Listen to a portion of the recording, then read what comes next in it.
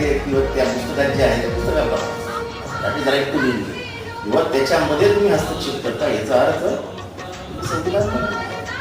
पण हे संविधान बदलल्यानंतर माझ्यासारख्या सर्वसामान्य तरुण आज आम्ही एक संविधान वाचावं या नात्याने आम्ही आज साहेब तुमच्याकडे आलो.